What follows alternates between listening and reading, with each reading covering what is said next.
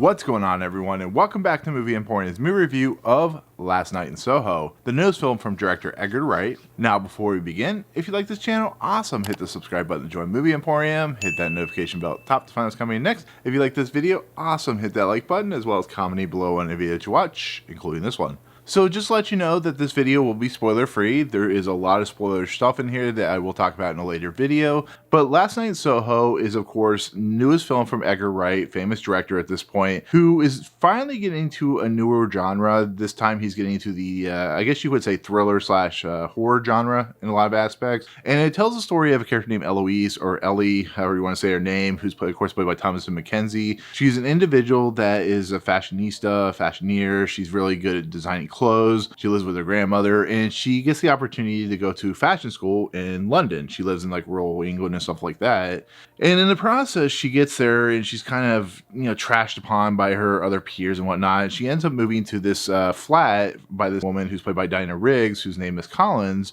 And in the process of everything, to kind of not spoil the actual, the progression of this film, the stuff you see in the trailer is she starts, I want to say almost like Hitchcockian in a way. She starts to kind of flash back to the 60s, where she kind of embodies this character played by Anya Taylor-Joy, whose name's Sandy, who is a wonderful singer. She's very gorgeous. The world that is the 60s is very gorgeous. But she meets up with the character who's played by Matt Smith, who is this guy who's going to give her an opportunity. And if you watch the trailers at all, you know that things start to go out of control. The things that, of course, that Thomasin McKenzie starts visioning, I guess you could say, start to become more and more bleak and dark as the movie moves along. And it starts to turn into, like I said, like a Hitchcockian slash Twilight Zone thriller, where things are not what they seem. They don't play out exactly what you think. And the more and more it happens, the more and more dangerous and dark and disturbing the story gets. And like I said, there's also like she's trying to just survive in England and survive in London. She meets this young man who also is a fashionista in a lot of ways. And basically,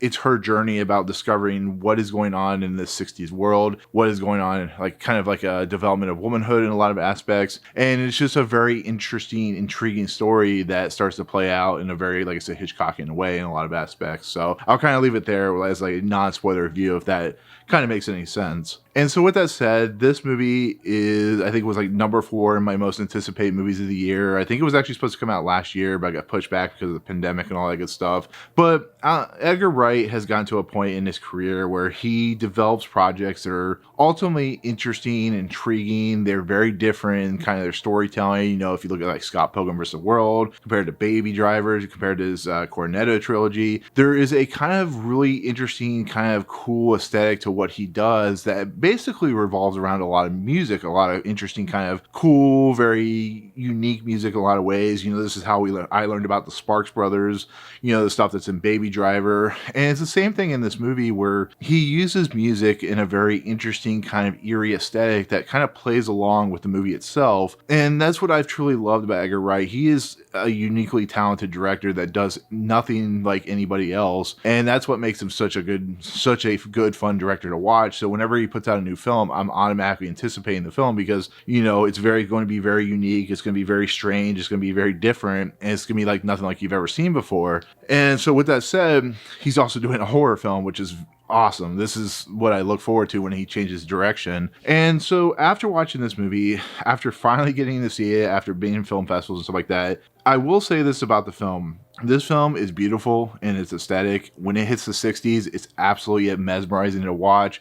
The costumes, the design, the look, the feel, the clothing of like Anya Taylor-Joy and Matt Smith, the world they inhabit is absolutely mind-bogglingly delicious to look at. The stuff even in the modern sense when you have, of course, Thomasin McKenzie, it's just, there's something kind of oozing with style, oozing with substance, just oozing with magnetism that only Edgar Wright knows how to do. These are types of films that you could see somebody like Steven Spielberg doing in a lot of sense. I looked at like West Side Story, and that has the same kind of feel when it comes to design and stuff like that. But Edgar Wright's mode of directing and his character design and how he uses people and so on and so forth, and how he plays out the story. He had help with the writer, of course, in 1917. there's just something so uniquely talented, something so uniquely cool about this film. And like I said, it coincides with the music that is very 60s in its nutshell. You know, the Thomasin McKenzie loves, you know, music from the 60s because of her grandmother. She's looked at like kind of like a pariah, but she has this like very cool, very, you know, of the time type of scenario and so on and so forth. And on top of that, the characters themselves, the Anya Taylor-Joy and Thomasin McKenzie are absolutely fantastic. I think Anya Taylor-Joy could get an Oscar nomination, to be fairly honest, because she's that good in this movie. She's, you know, deep, has some dark, unsettling stuff, and she's just very cool, calm, knows how to sing like no other I've seen. She just has so much talent in her body that it just comes out in just a very, very like excellent type of nature.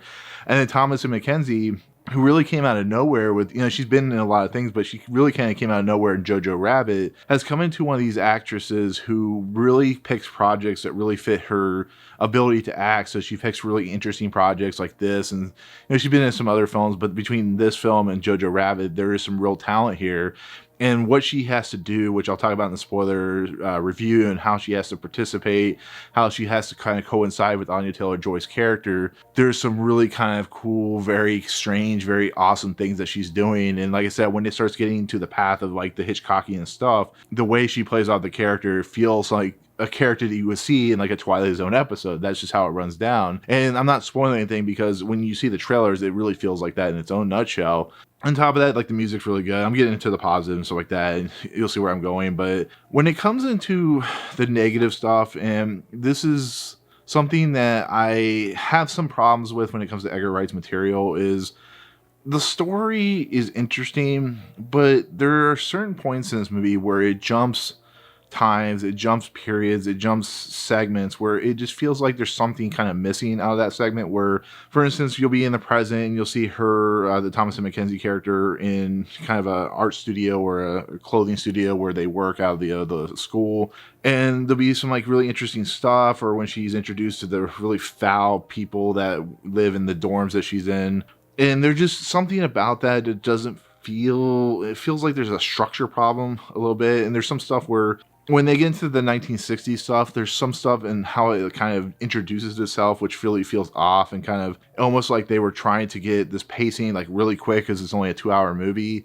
And kind of the back and forth between what starts happening with Thomasin, what starts happening with Anya Taylor-Joy's character. Some of it doesn't flow properly, and it's really hard to not spoil anything because I want to do a spoiler video, but to not spoiler it, there are parts in this movie where I felt so disconnected. I felt so conflicted with what exactly was going on that when it gets to its eventual conclusion, I felt like it was almost not deserved. It was almost kind of, we're trying to be unique for unique's sake, but it still has like an interesting character arc. It's really weird. I really had to talk about it in spoilers, but for the non-spoiler sense, it's just there's some conflicting moments in this movie that kind of started making me question whether Edgar Wright was really struggling with how he wanted to introduce this thriller horror aspect. And, you know, it really tries to evoke a certain feel, but sometimes that feel just doesn't really connect, and that kind of connection, stuff like that. So it's not saying that this is his like worst film in the world. You know, it's still, I think it's going to be a film that's going to, you know, cling on to me after time. And I'm going to start getting more and more of the camp that I'm really going to enjoy it, because there are so many good things in this movie, but it kind of just needs to work into kind of who I am and how I feel about movies. There are movies that I really didn't care for that I truly love now. So it's a really strange thing to see, but as of right now, it's a really fascinating movie. It's a really unique movie. It's an Edgar Wright movie 100% through, because there's some scenes in here that are very Edgar Wright in his nature. But I just think overall the story just suffers from some disconnect and some like structural problems that really kind of hamper it. But on top of that, it's still a fascinating movie. I still enjoyed the, you know, like I said, the Hitchcockian aspects to it.